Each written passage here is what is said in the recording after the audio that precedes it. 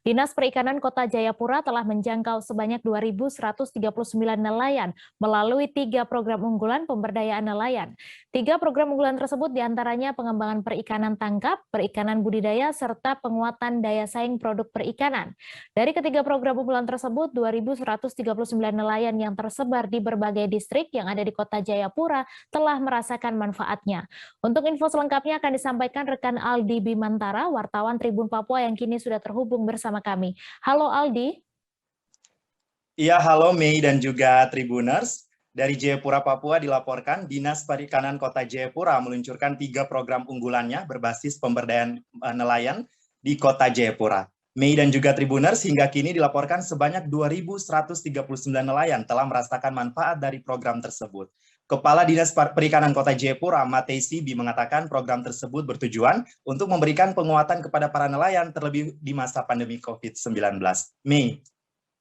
Ya Aldi, melalui 3 program unggulan dari Dinas Perikanan Kota Jayapura ini, kemudian apa bantuan apa sajakah yang sudah diberikan kepada nelayan di sana?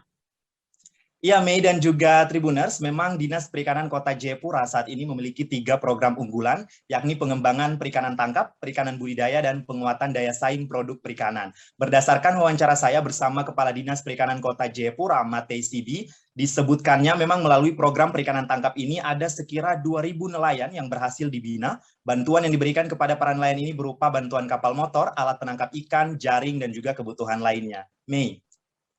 Kemudian bagaimana respon nelayan di Kota Jayapura setelah menerima bantuan ini? Iya, Mei, memang berdasarkan wawancara saya bersama salah satu nelayan di Kampung Nelayan Hamadi, Distrik Jayapura Selatan, Kota Jayapura, Papua, bernama Bapak Hans Hamadi, dirinya mengaku bersyukur atas bantuan kapal motor dan juga alat penangkap ikan yang diberikan Dinas Perikanan Kota Jayapura kepadanya. Mei dan juga Tribuners, ia juga berharap ke depan pendampingan melalui program-program Dinas Perikanan seperti ini dapat terus dijalankan dan juga berlanjut guna pemberdayaan dan juga kesejahteraan para nelayan yang ada di Kota Jayapura. Mei. Iya, kemudian ke depannya setelah sukses dengan 3 program unggulan ini, kemudian adakah gebrakan selanjutnya dari Dinas Perikanan Kota Jayapura, Aldi?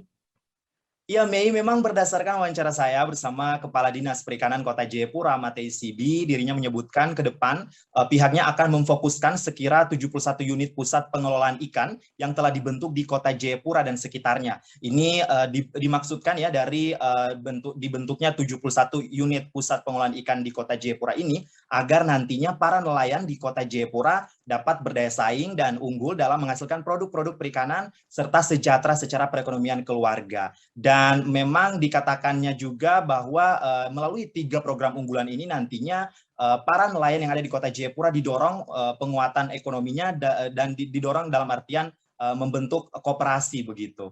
Mei, demikian untuk sementara dari Jayapura, kembali ke Anda di studio.